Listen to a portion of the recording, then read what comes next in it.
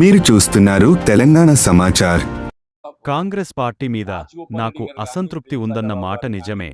నాలాంటి సీనియర్ నాయకుడికి సరైన అవకాశాలు రానప్పుడు అసంతృప్తి ఉండడం సహజం. కాంగ్రెస్ పార్టీలో వి హనుమంతరావు తరువాత నేనే సీనియర్ నాయకుడిని. కాంగ్రెస్ నాయకుడు జీవన్ రెడ్డి పోస్ట్ కాంగ్రెస్ పాలిటీషియన్. రాజగోపాల్ రెడ్డి గారు కూడా ఏది ఇస్తుందో పదవి ఆశించడం అనేది మనం దాన్ని భిన్నంగా తప్పుగా భావించడం వీలేదు. ఎవరే కానీ చెప్పండి. సరే, నా గురించి ఏదో మీరు అడుగుతారు, నాకు ఆశ్చర్యం కలుగుతుందా? ఇవాళ మొత్తం తెలంగాణ రాష్ట్రంలో I'm the senior most. Telangana రాష్ట్రంలో వచ్చి నాకంటే సీనియర్ ఎవరైనా ఉండరు అని చెప్పంటే వి హనుమంతరావు గారు ఒకరు ఉండొచ్చు. నాకంటే సీనియర్ ఎవరైనా ఉన్నారు అని చెప్పంటే కేవలం వి హనుమంతరావు గారు ఒకరు ఉండొచ్చు అనుకుంటారు. వారు ఒకరు ఉన్నారు, ఉండొచ్చు కాదు, ఉన్నారు. వి హనుమంతరావు. ఇవాళ జానారెడ్డి ఈజ్ ఆల్సో, జానారెడ్డి గారు కూడా పార్టీ పరంగా నాకంటే 4 సంవత్సరాలు తదుపరి కాంగ్రెస్ భిన్నాభిప్రాయాలు ఏర్పడ్డంత మాత్రాన ఏదైతుందో మీరు పార్టీ విడతారు.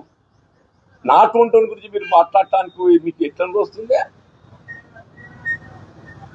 4 దశాబ్దాలకి వెళ్ళి ఏదైతుందో నేనే కాంగ్రెస్ నేను అనే విధంగా పట్టభద్రులకు నాకు అవకాశం కల్పిస్తే దశాబ్ద కాలం అని చెప్పంటున్నాను. నేను శాసన మండలిలో ఏకైక ప్రతిపక్ష సభ్యుడిగా టిఆర్ఎస్ యొక్క నియంతృత్వ అప్రజాస్వామిక విధానాలను ఎదిరించి పోరాడి నేను ఎప్పుడు స్పష్టతతోనే ఉన్నా.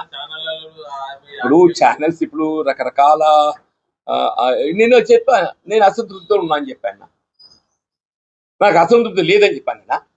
సీనియారిటీ దగ్గర గౌరవాన్ని పొందలేని పరిస్థితులలో డెఫినెట్లీ నాకు అసంతృప్తి ఉంటుంది. అంత మాత్రాన్ని ఏదైతుందో దాన్ని మీరు వేరేలా ఆలోచన చేస్తే ఎట్లా? ఇప్పుడు కూడా నేను అప్పుడు వ్యక్తం చేసింది ఇదే వ్యక్తం చేసి ఇప్పుడు వ్యక్తం చేసి నేను పార్టీలో నా స్థానం ఏంటి, నా సీనియారిటీ ఏంటి నేను వ్యక్తం చేసిన.